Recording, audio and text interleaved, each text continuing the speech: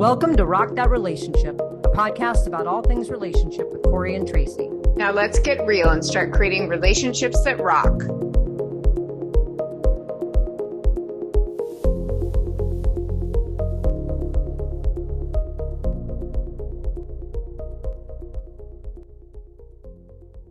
Welcome to episode 1 of Rock That Relationship with Corey and Tracy. I'm Corey, and I'm here as one of your co-hosts today, excited to be on our very first episode of Rock That Relationship. Well, I'll tell you a little bit about me. I'm a 48-year-old woman. I'm a professor. I'm a communication major, and I teach leadership. It's a lot of fun. I get to teach all sorts of great skills like interpersonal development and group dynamics and emotional intelligence, which I like to say that I'm the best at practicing and modeling, but I'd probably say I'm a little bit better at teaching it than maybe modeling it. So I like to take my own advice. I want to explore this podcast with my co-host here, Tracy, to see a little bit more about what we've learned from our relationships. I'm certified life coach in law of attraction, which is a really great practice we're going to talk about throughout the episodes here.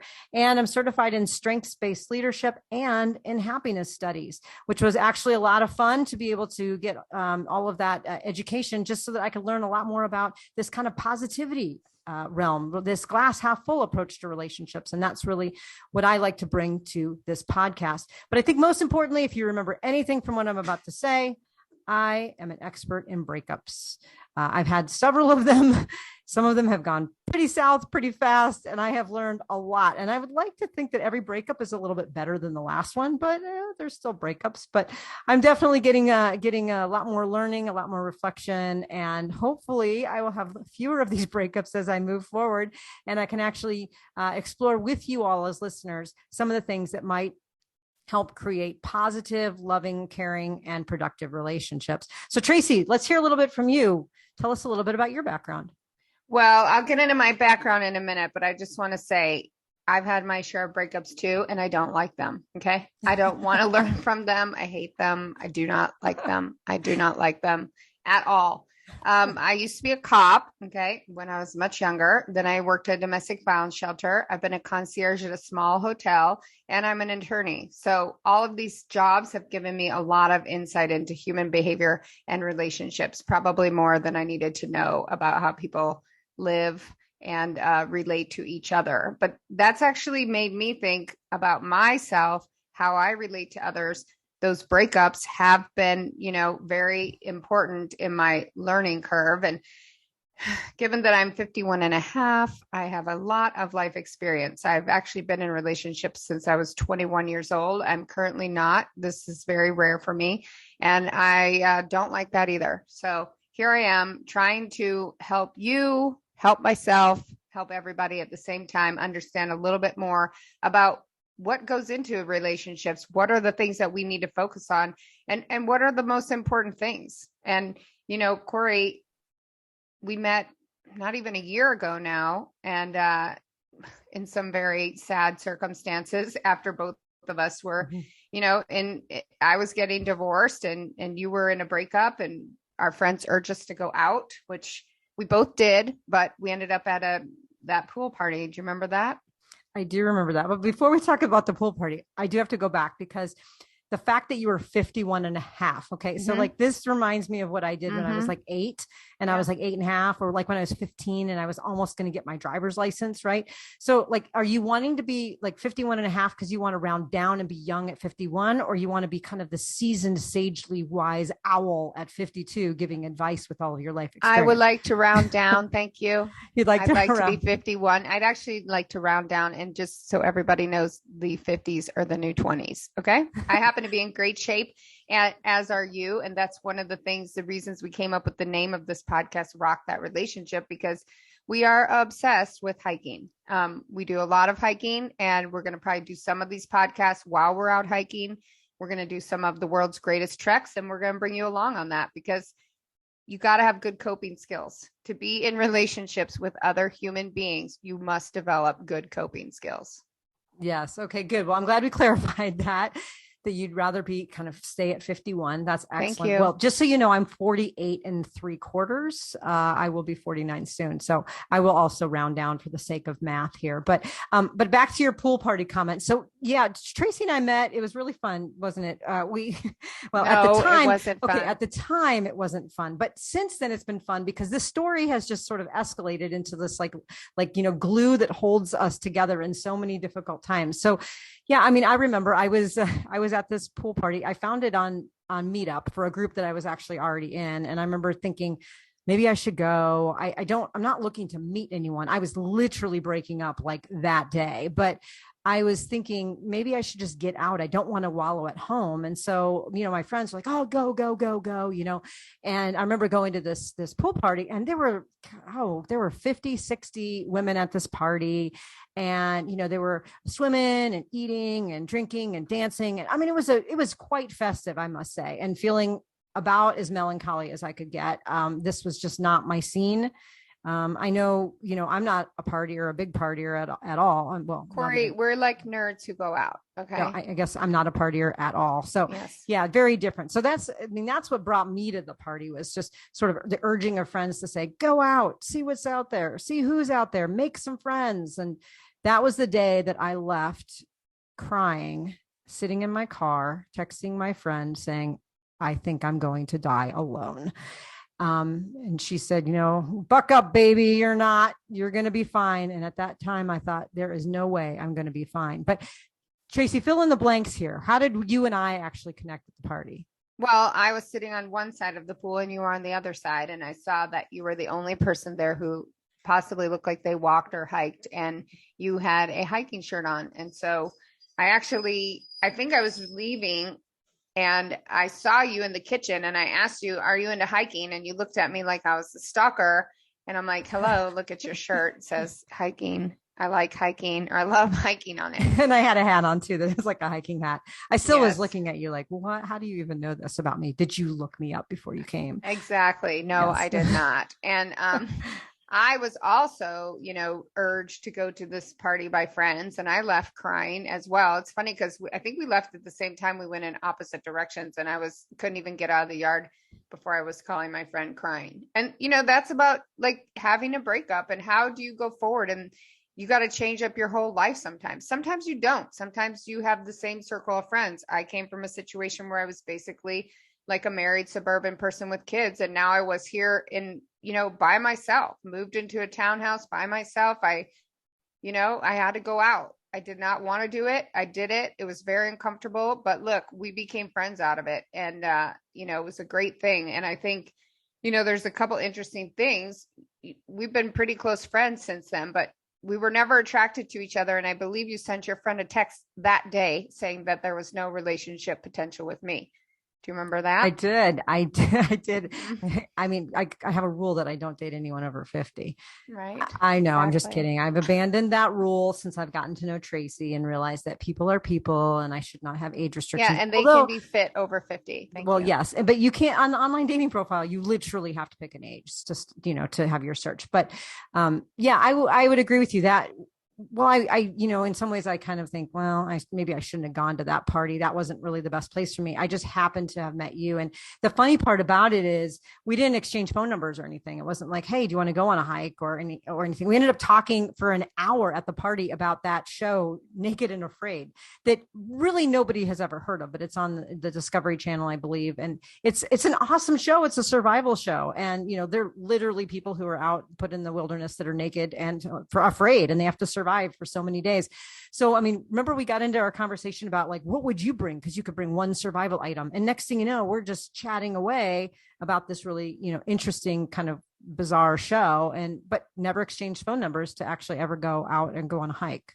Yeah. Because we didn't, I mean, I wasn't there. I was just there to get out. Right. And that would have been very odd if I asked for your number. And I think you did tell me about the meetup. So I was like, well, I'll see her at the next meetup. And frankly, I didn't know what kind of, I didn't know what was going on for you. So I wasn't exactly sure what the friendship potential was anyway, because I had no idea you'd just been in a breakup. And I'm not sure if I even told you that I was getting divorced. So I don't know that we would have exchanged numbers. It might have been quite awkward at that point. But, everything about that period, everything about leaving a relationship is awkward, right? It's just very Mm-hmm. difficult. It's, it's not easy. Right, right. I mean, you go out and you feel awkward. You stay in and you feel awkward. You feel lonely if you just Lonely at and home. just devastated. I mean, I was crying inside the whole time I was at this party. Besides the fact that I was, you know, I had selected at the party. This didn't help.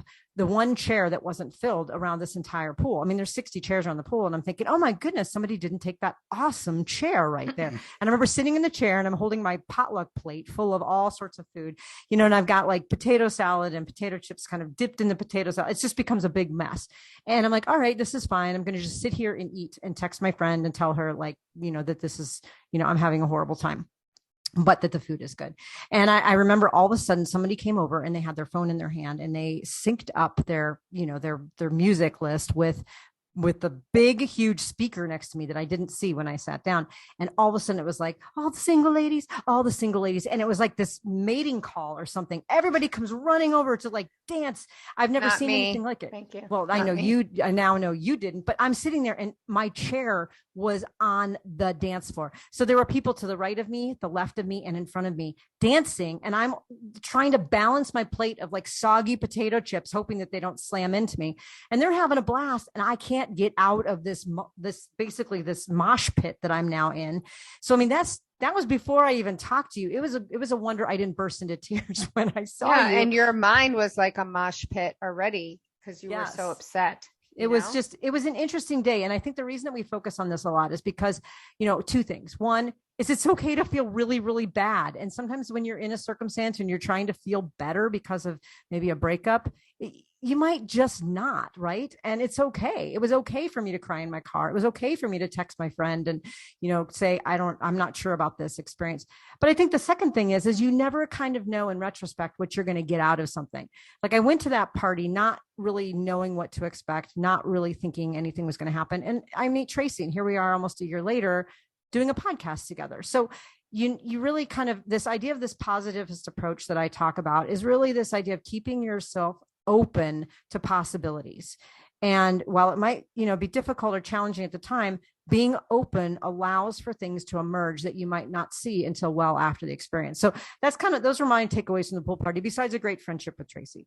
I think that's what you just said, open to possibility is, I think, better than that, what people are now calling toxic positivity, where it's just like, rah, rah, rah, everything's great. Everything's great. It's not true. And you can be sad and you can still make a friend. You can go out, you can be uncomfortable and you can still meet somebody, or you can just have an experience that opens you up to something else. So I think, to me, I don't know if I've really heard that, but open to possibility, that makes more sense for me than, be positive, or, I like that a lot better. So, right.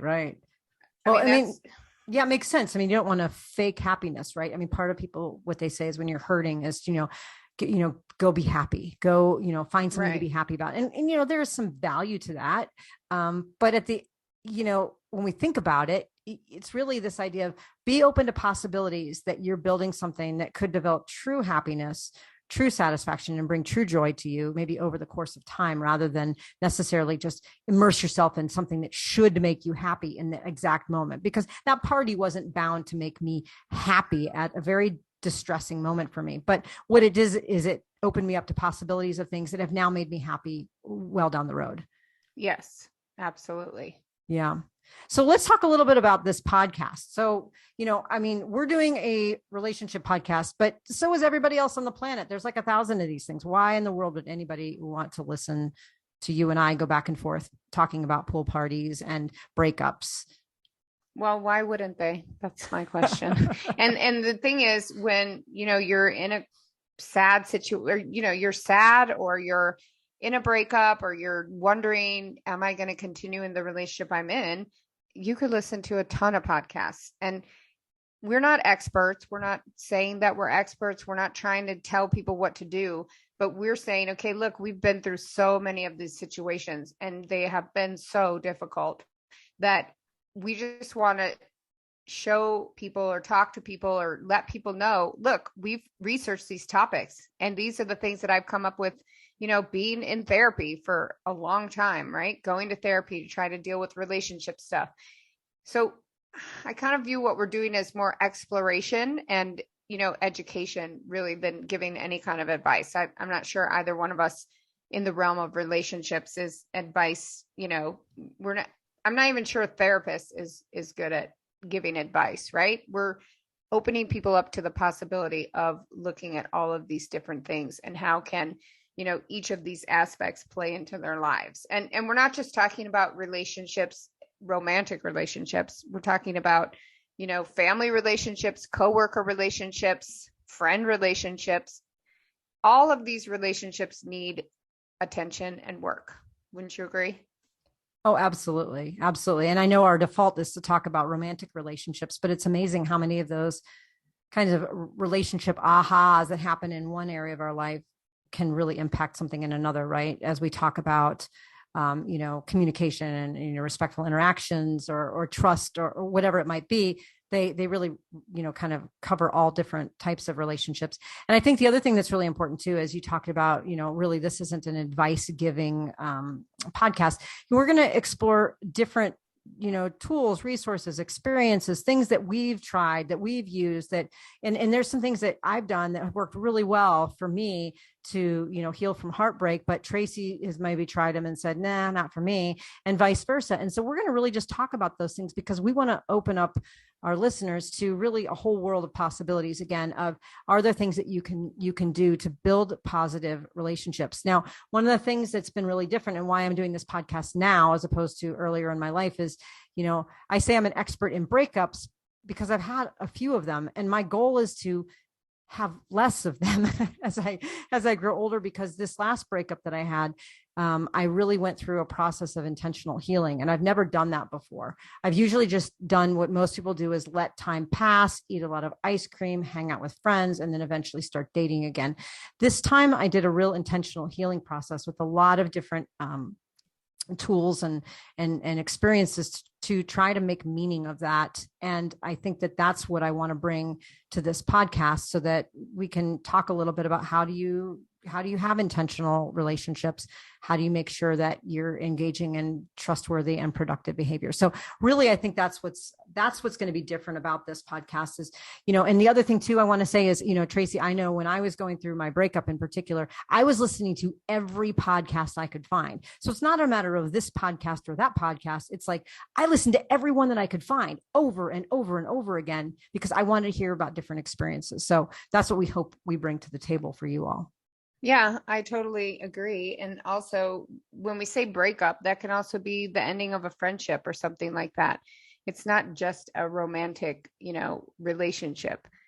If we're looking at relationships, I would say they're not easy. Some are easier than others, but all of them need work, right? And how can we live in this world without relationships? I don't think we can unless we're robots. And even robots communicate with each other, right? Like they're coding to each other, or somebody is there doing the work.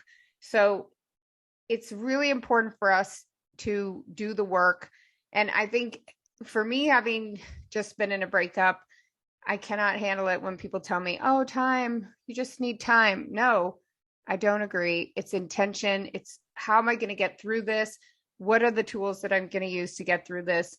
And we've done a lot of that work, so we can bring these topics up. We can explore them more. We can have authors on. We can have, people who've been through these things, or people who have been in long-term successful relationships on here to talk to us about that.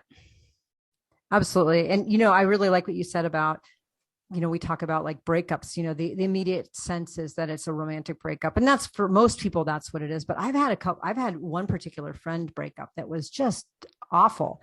It was terrible. And it hurt me deeply and profoundly. And I'm still carrying that today because I lost this amazing friend. And I think it resembled very much of what I would feel if I had a romantic breakup. And, I've had that kind of thing happen. I know people have had family dynamics where they've lost touch with or lost connection with a sibling or a parent.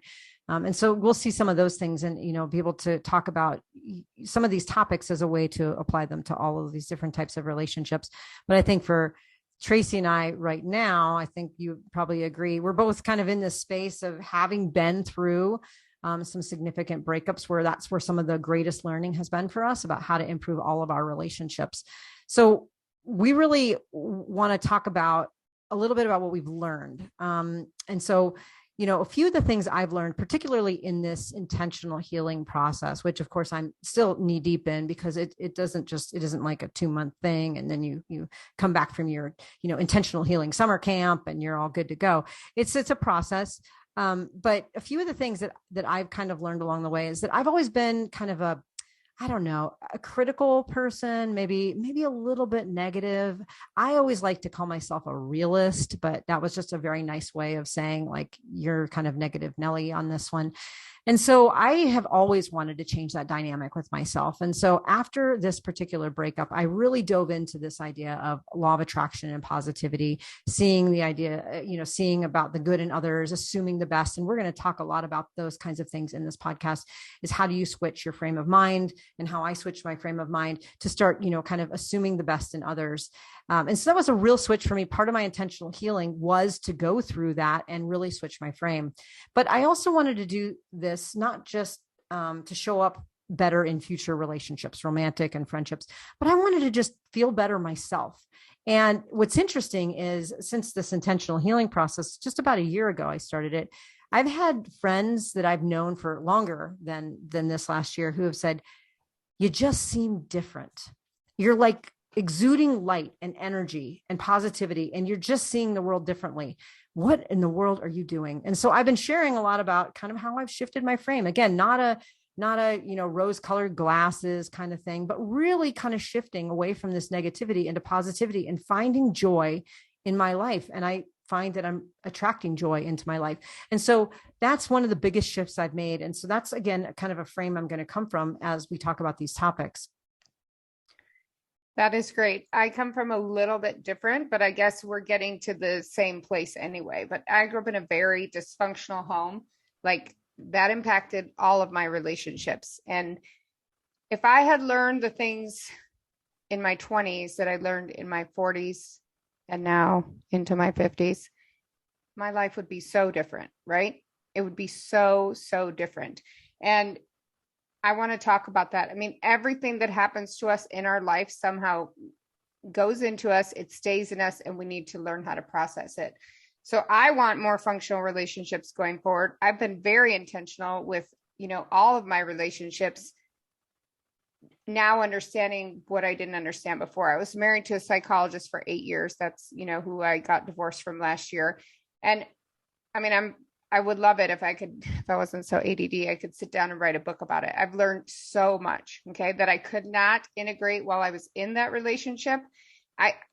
I could hear what she was saying. I could hear the things that were being said, but I just could not process them. And, for me, I think I was 47 years old or 48 when I read this book, Toxic Parents.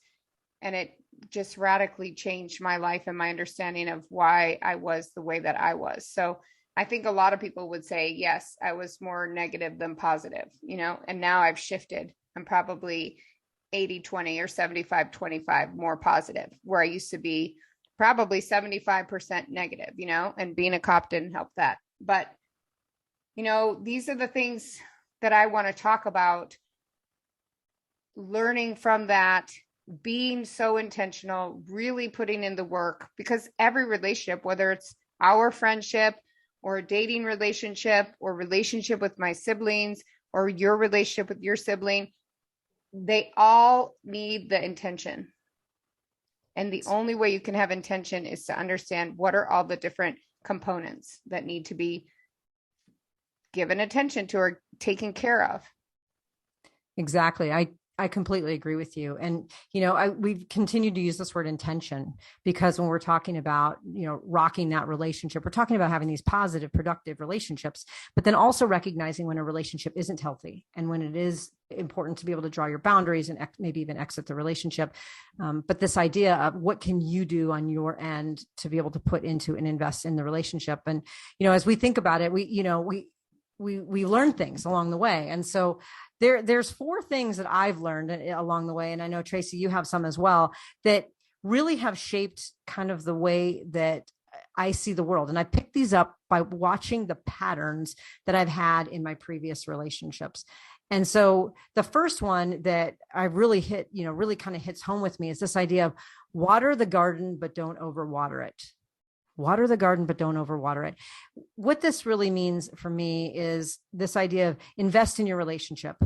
Make sure that you're doing the little things, pay attention, listen, hold hands. If it's a romantic relationship, ask questions, spend time together, water the garden.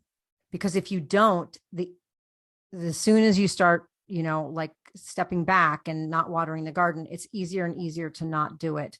And next thing you know, the garden dies. So I had a relationship like this where I watched it have a slow death and eventually ended up dying. But then I turned around in my next relationship and was so excited to water the garden that I'm pretty sure I overwatered it. I was just showing up all the time. And, it was, this person was my best friend, my everything. It was a lot. It was a lot that I gave to the relationship, so much so that I was reluctant to leave when it was time. And so overwatering it can have just as detrimental of consequences.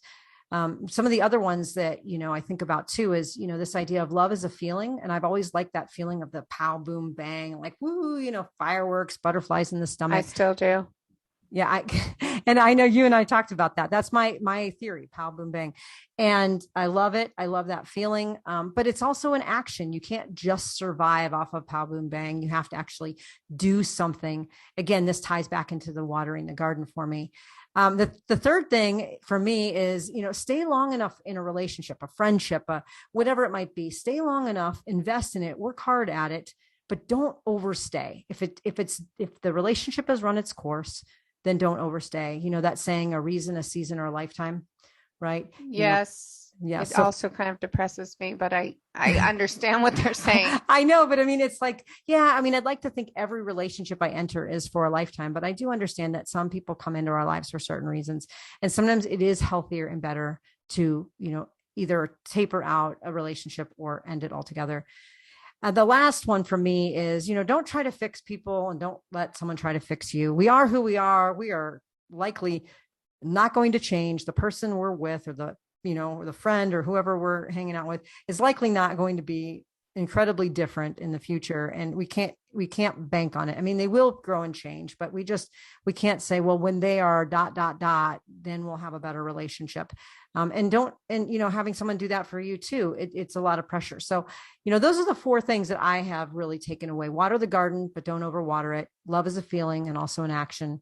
Stay long enough to try, but don't overstay, and don't try to fix someone, and don't let someone try to fix you. So those are really my four big takeaways. And Tracy, what are your four big takeaways?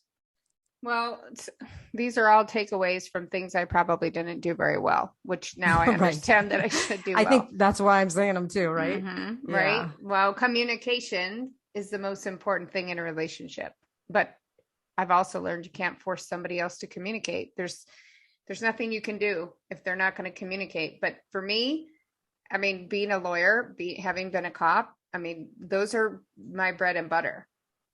Did I do them well? Did I do them well enough? No. Am I going to do that going forward? Yes. I think if you don't have communication, you really don't have a relationship. And I think that cuts across all kinds of relationships.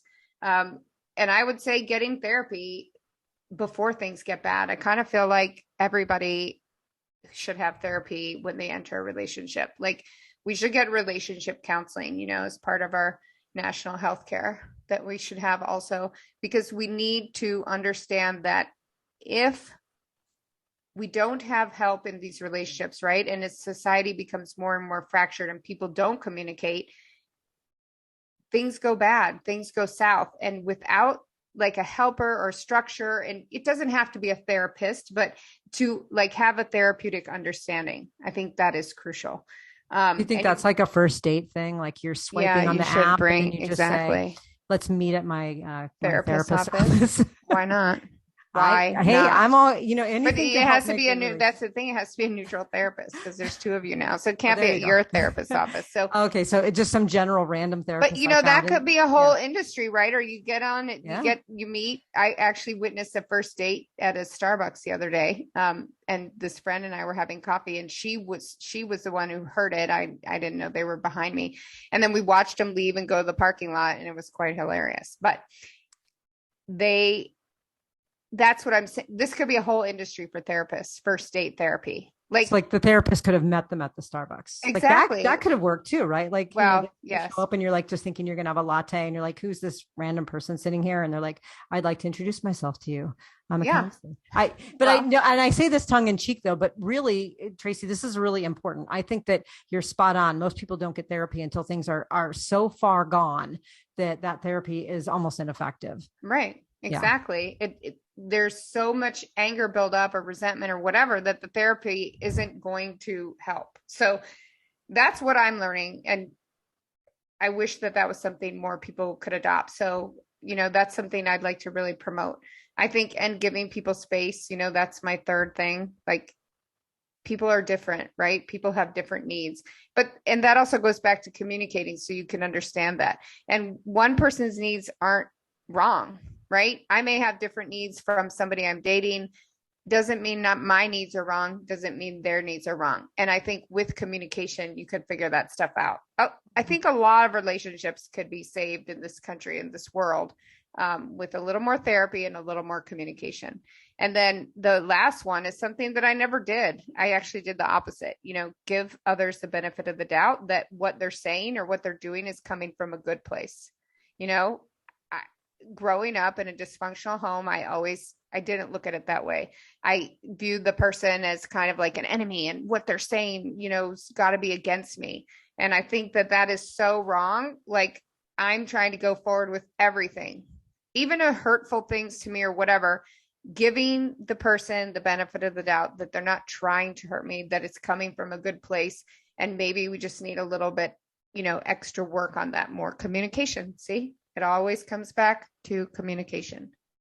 Exactly. I love that. And I think of the example of, what is the harm in giving people the benefit of the doubt? We often don't, because we want to be self-protective and we want to be like, well, I was right. Look, they did ... after all. And it's not a game. You don't get a point for that. Like, you're not at the end of your life, you're not sitting around with this chart saying, this is how many times I was right that somebody let me down or did something bad to me.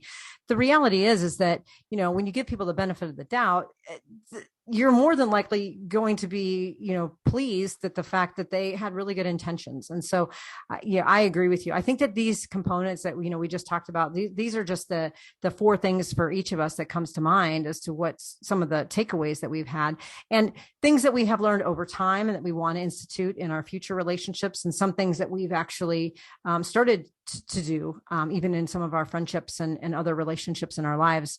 So I think what's going to be important for us as we move forward is to really explore these topics more in depth. And we have a lengthy list of all different kinds of topics we can talk about on this podcast, and we probably have enough to talk about for years to come. But what we're going to do is we're going to start with these 8 things that we just talked about. It's a great starting place for us.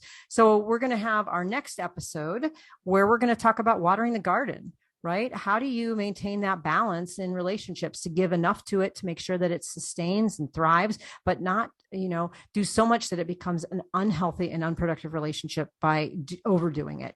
And so this is going to be our next episode. We hope you can tune in. We're looking forward to having more conversations. As Tracy mentioned, we're going to be able to have some conversations between her and I. We're going to also reference books, articles, and resources that we'll make sure to put in the show notes. So check out our show notes. And then we'll also make sure to bring people on that will share their experiences. So you'll get to meet a number of different people along the way who might have some additional resources to share. So we are excited about moving forward, and thank you so much for tuning in.